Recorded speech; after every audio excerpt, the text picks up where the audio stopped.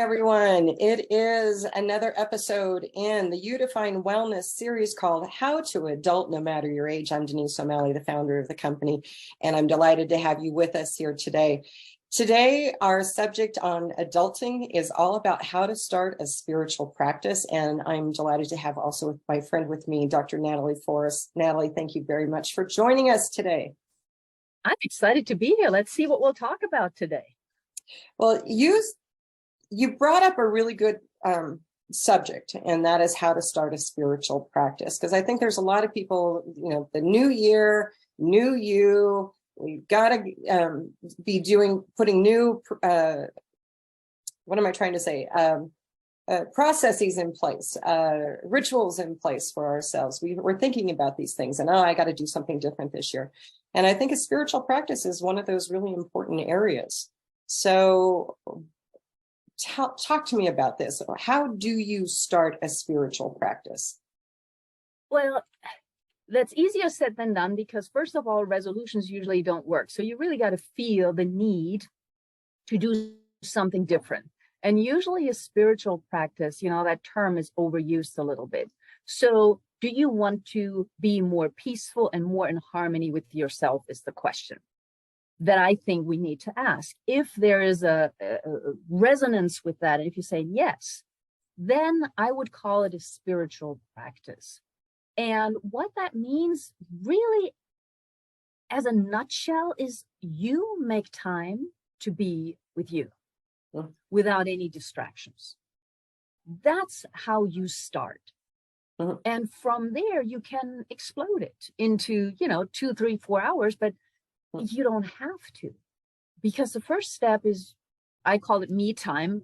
You've seen me do it, is my self-experience, because we need to know who we are. And that to me is spiritual, because we're really, if we look at all the scriptures and all the different religions and spiritual aspects, we are made in the image of God.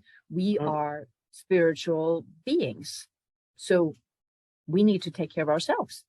Right. And I like the way you've phrased that, is that, it's putting yourself first, because I think the phrase spiritual practice does intimidate and scare off those who perhaps are struggling in this area and trying to identify their spirituality. I'm going to tell you that I was there, 10 years ago, trying to identify who I am and what are my beliefs and my spirituality and God versus the universe and all these different things that are out there. So I think it's intimidating.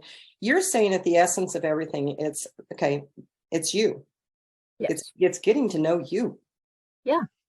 Because you are the spirit, right? You are the essence. And so that's why I say, the term spiritual is so overused. Some people think spiritual means you need to meditate for 20 hours. Others things you need to make yoga, do yoga practices, and be on spiritual retreats and not talk for two days or whatever. The spiritual just really means that you create peace and harmony. And where does that come from? That comes from within you, because if you're at peace with yourself, if you're in harmony with yourself, whatever out there triggers you doesn't really trigger you. And thereby, you then push out the spirit, the sense, the feeling of peace and love to others and harmony. So that, to me, that's how I identify and how I look at it. Of course, there are practices. Yeah, and you just, all those things that you mentioned, those are practices for spirituality and how people get centered with themselves and identify who they are. Right. But for example, if we're thinking about meditation, right? So there are all these different schools of meditation, how you have to sit, how you have to lie, how you have to breathe. Your mind has to be completely empty. Well, once you get there, congratulations, because there's all this stuff going on. I mean, we live in this world. So thinking that we can just sit down and shut it off, I think is a little too much to ask, especially as adults. Yeah. Think about all the stuff that you're doing, right? You're running a business, you're running a household, you have a dog, you have a cat, you have a husband, you have kids. How is supposed to just empty that out? You can't do it. I mean, years ago, I went to a meditation retreat, 3 days long. We learned, I want to say something like 22 different types of meditation. I didn't know there were 22. I know there's way more than that, different types. And you've got the monkey brain that's going on, right? So you're sitting there, okay, I'm getting centered. Oh, I got to fill up the car with gas on my way home. Otherwise, I want to run out of gas. And oh, that's right. I got to make cookies for the bake sale. And you know, so you've got all these things that are going on. And what we were taught was just say, okay, I recognize that. I'm just now going to set you on the shelf. Yes. Come back to you. Let's go back to you. And not beat yourself up for those things. Yeah. You want to acknowledge them, you know, and it's just like saying, okay, I know you're there, but right now I'm not dealing with you. And that's a practice. That's why we talk about a practice. You won't get it the first time you do it. You won't get it the second time. And then maybe in session number 10, you get it. And in 11, it doesn't work because it's a process. Your whole body with all the different aspects has to get used to it. And the fascinating thing is with this practice, we're sort of training our bodies. And I use the plural on purpose. We're training our bodies. And then at some point, when you've done it 3 months, 4 months, 6 months, however long, then your bodies will actually ask you for it. So, you know, and I'm a prime example for that because I started, you know, years ago, I started meditating. I always did it at a specific point in time.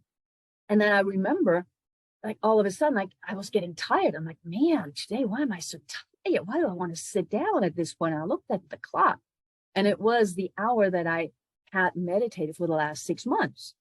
So I'm like, oh, okay, my bodies are now in sync. And so I think that's the part. And you only have to do it for 5 or 10 minutes, especially when you're starting out. Yeah. And see, that's the other thing is that there are people who say, I just don't have time to meditate. You can do 5 minutes anywhere, sitting in the car while you're waiting to pick up your kids after school. You can. Yes, absolutely. And the good thing is, and I know you and I, we've talked about this, is if you think like meditation is really hard, or you're thinking, well, meditation is not prayer, I'd rather pray. It doesn't really matter. Like, you can start by having a coffee on the balcony in the morning before you get started. You know, sip your coffee, be fully engaged with your coffee and the wind and the birds, whatever's out there. That is already beginning to shut everything else out. And that's what we're talking about. Spending time with you and whatever you're taking in at that point, whether it's coffee, tea, milk, or just air, really taking it in and saying, okay, this is for me now. Wow, this kind of feels nice. This breath feels nice. Something like that. It doesn't have to be the lotus position and oming and ooming. I mean, that's great. I love it. But that's, I don't think, realistic for us as adults with everything that we're doing right from the start if we have not established a practice. Well, one of the things you're also saying is it's coming to realization of the things that you love and the things that you like and the things you don't like. So, and some people might be saying, oh, that's so simple. You know what? I got news for everyone. There was a time in my life when I came out of the fog of alcoholism that I didn't know who I was. I did not know what I liked. I did not know what I didn't like. Seriously, didn't. And I had to go through that process of, oh, I'm really enjoying this, to, you know what? I've done this all the time. I'm good at it, but I really don't like it. And that was my job. So I think that's a really important thing. And to learn your spirituality is getting to that center, is finding yourself in those little things too. Well, and you know, alcoholism is a great example, but let's face it, we're all on autopilot so much. I mean, do we really know what we do after the alarm clock rings? Or do we just drink a cup of coffee because we drink a cup of coffee? That's what we do every morning. So breaking that cycle, that autopilot cycle, that means then you realize, today I don't want a coffee, or no, I actually want a coffee and I enjoy it, or chai tea, whatever it may be. It's just an example, but realizing, okay, why am I doing this? Do I brush my hair first or my teeth? It's those little things where, what exactly am I doing? And do I want to continue doing it? Yeah, that sounds a lot like mindfulness. Yeah, it is. It is. That's how it all starts. That's Mhm. how it all starts. The awareness is key. You Mhm. can't be spiritual or peaceful or in harmony if you're not aware of what you're doing. It all Mhm. starts with awareness. Mhm. So you're recommended for somebody wanting to start a spiritual practice. Where do you recommend that they start tomorrow morning or today after watching this? Well, yes, I'm thinking about timetables here. Doesn't matter what time zone you're in. Find the time for 5 minutes to be with you Mhm. in whatever way. Mhm. That means no TV, no music, no cell phones, no answering cell phones, really just 5 minutes. And see how that feels. Most likely, it's going to feel really, really awkward Mhm. because silence tends to feel awkward. And then all these things are coming up. That's the first step, spending time with you. Mhm. Or if you have more time, take a bath, take a walk. I mean, being in nature is always good. So if you can, walk outside in the garden for 5 minutes or take a walk in the woods or something like that. But just start with 5 minutes for you and listen, hear, and feel what comes up without judging. Mhm. It just comes up. That's the start. That's how we start. And I do a lot, you do a lot. So trust me, 5 minutes is possible.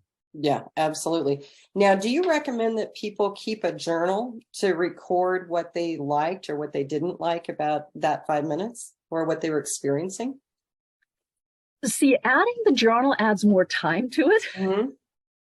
So in general, yes, I'm all about journaling. I mean, my practice starts half an hour before everybody else in the house gets up, because that's the best time where I have me Mhm. time, and then again at night. So yes, I would journal. The journaling is not necessarily what do I like, what do I not like. Mhm.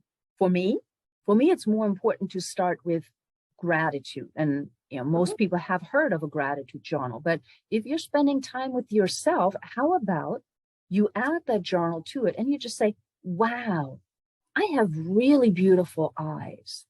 Wow, my breath sounds real, or I love the coffee I made. If you have 5 things that you're grateful for, that you appreciate about yourself, which is really tricky, usually the latter, write those down. And that gets more of the energy flowing of you being in touch with yourself. So journaling, yes, Mhm. not necessarily just what I like or don't like, Yeah. but more of the gratitude and appreciation. I'm going to throw in a suggestion for those people who don't like journaling. I'm one of those who I don't journal, except for when things are really difficult in my life and I need to sort out my thoughts. But one of the things that I learned 10 years ago in AA is I started what was called a God box. I Mm-hmm. found a wooden box at a thrift store, cost me $1 or $2. My husband glued it shut. It's not opening. He cut a slit in the top.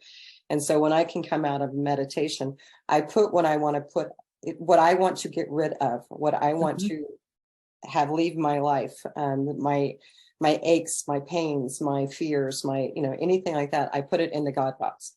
And one of Mm-hmm. these days when it's full, I'm going to have a little ceremony. I'm going to burn it because that's one of my fears of journals is I don't want people to read what I've written. Right. And so, and I don't want to read what I have had gotten rid of in my life. I don't need to revisit that stuff. And so that's one of the, as a simple idea for somebody, if you're like, I don't want to, I'm afraid of journaling. Okay. That's really important. Yeah. The not reviewing. Like Mhm. if you're not doing a gratitude journal, but even Right. that, like I have boxes of journals. I don't reread them because that's the past. I don't want to live in the past. At the same time, a year in review Mhm. without judgment. Yeah. And then, writing down whatever happened this past year. And then, yes, having a ceremony and burning it. Mhm. You could do it with every new moon, with every full moon. There are cycles like that. But rereading what you wrote yesterday or 3 days ago or 2 years ago brings it back into your Mhm. life. Yeah. Hopefully you have evolved since then. Yeah, I think that's a really important thing. Okay, any other last minute thoughts on starting your spiritual practice that you want to share with us today? Taking yourself as a loving and worthy individual. You deserve the time that you make for yourself. And when you put yourself in the center and love yourself, that will actually help everybody else around you. Mm-hmm. Versus I'm taking time away from them, because you're going to be much more present with them if you take 5 minutes and then 10 minutes once or twice a day. Okay, so for those people who find it really hard to say that I love you to yourself, how do you get over that, Natalie? That's a big one. I don't think you necessarily get over it easily. How do you That's get why through you it? right. You practice it. And, whether you do the Louise Hay thing or not, I'm more for the fact that you start writing down the things you appreciate about yourself. Mm-hmm. By writing down what you appreciate about yourself, you begin to love yourself Mm-hmm. and accept yourself. And I think that, to me, is the easier step than sitting in front of a window and going, I love you, I love you, I love you, and looking away because you really don't, you're not feeling it.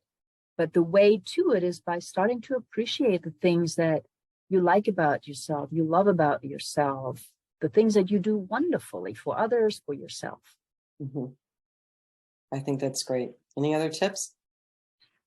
Well, I think the only other tip is that when you start out with 5 minutes, do it in the morning, because that sets the intention for the day.